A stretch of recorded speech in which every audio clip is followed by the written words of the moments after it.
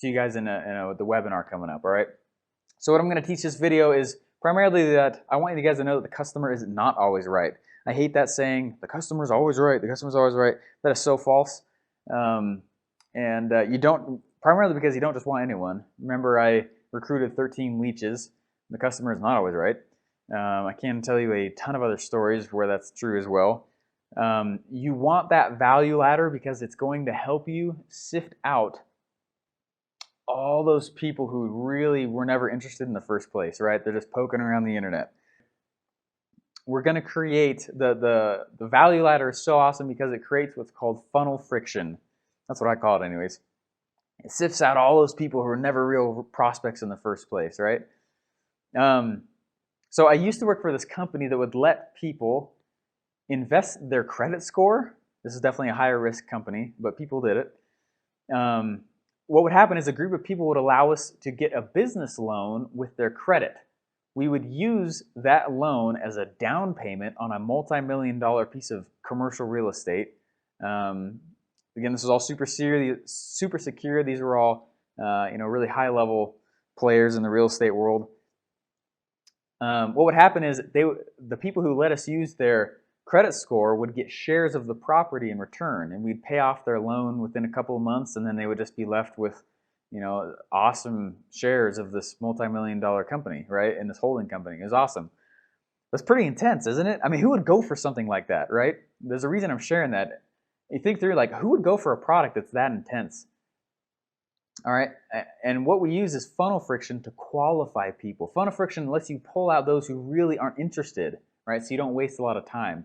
Lets you create relationship with those who are interested, right? So what is friction? Okay, I want to show you guys this. Let's go online real quick. Let's see. Yeah, friction is something that increases the probability that someone's not going to proceed. And you think, man, why the heck would you even do that? Let's go ahead and try and get everyone we can. And that's true. You want as many eyeballs on your products as possible. But unless you want to be talking to every one of those 100 people every day, you need some way to sift them out, right? So I'm going to jump over here to Google, and I'm just going to type in squeeze page. All right, we'll jump over to images. I want to show you guys real life examples of what I'm talking about when I say friction, because friction is important, and the value ladder is incredibly important as well. And I'll tell you guys while I'm getting here to this real quick. Websites, like I'll show you this here. This is a website that I built. It's called Fixed Insurance. It models an already successful company who's our competitor. And most companies will just have a flat website like this, right? It's cell phone insurance. That's what I sell on the side as well. But most people just have one. They'll have one website with a product on the front, and that's it, right? And then they send traffic to this website. And I'll tell you right now that that's starting to fail. All right, flat websites, meaning websites that are not part of a value ladder, where there's a squeeze page and you're pulling people through, and there's upsells and downsells and automated email sequences and things like that. That's all the stuff that I'm teaching you guys how to do, right? Especially in the creation course, you're going to learn how to literally you watch me put all of that together, and you can follow me. But those kinds of websites are starting to fail, and it's primarily because their ads are so loud now. Holy smokes, there's so much competition for ads and for your time and for your money. So it's just really hard for people to compete with that. And so anyways, so these are examples of squeeze pages, and that's great.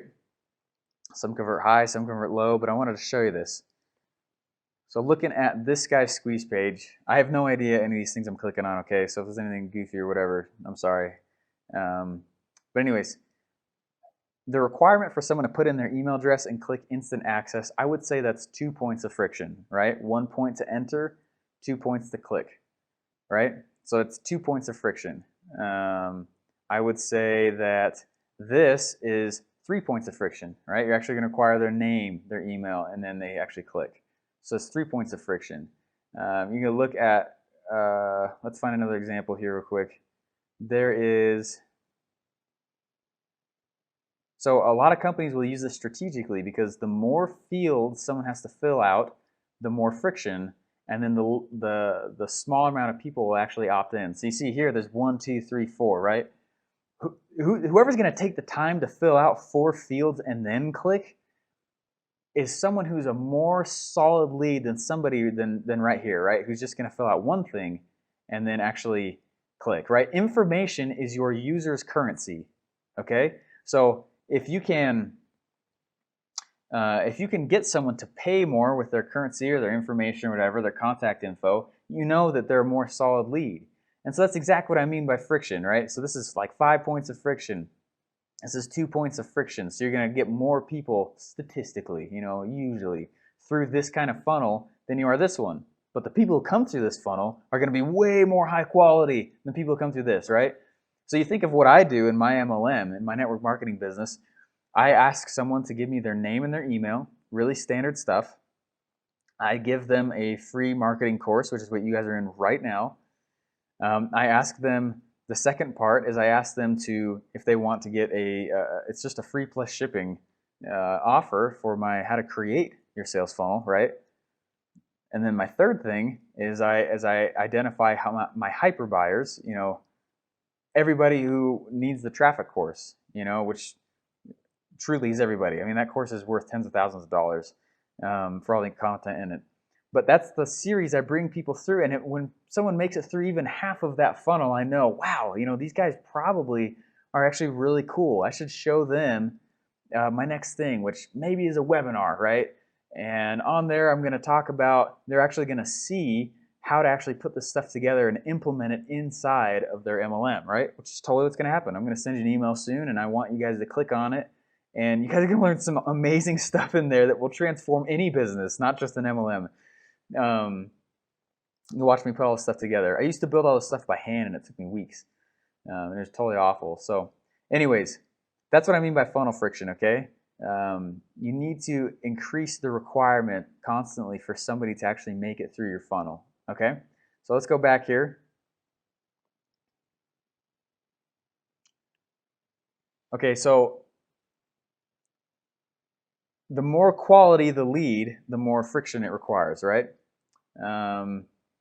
Meaning, and that the requirement can come through the requirement to give information, or you can require them to pay a little bit, or you can require them to call you or send an email, right? When somebody asks you for their credit card or the address, internally you say, is this legit? Can I trust this? What am I getting in return? Am I using sound judgment? And when people commit to giving money or information or the currencies that they can use, that they're committing to the relationship, right? And as long as grocery stores or malls or wherever you shop has answered the question, is this legit? Is this sound? You keep swiping your credit card, right? They're committing to the relationship, whether through money or through information and time, right? Their contact info. And so take a look right now. This is, on the side here, obviously, is the, right here is the value ladder, right? And then over here on the right represents net size, right? So you cast a huge net with free stuff, you attract a lot of people, and then you qualify your buyers by asking them to pay for something small, a little coupon deal or whatever, and they pass what's called the money ceiling. And then everyone above here is someone who's actually willing to pull their credit card out online, right? Or pay anything in general, right? And so what I do is I create sales funnels for companies online. And I create this type of system so that it's replacing their sales agents. It's amazing stuff. And when I decided, hey, holy crap, I got this expertise, why don't I put this into an MLM model?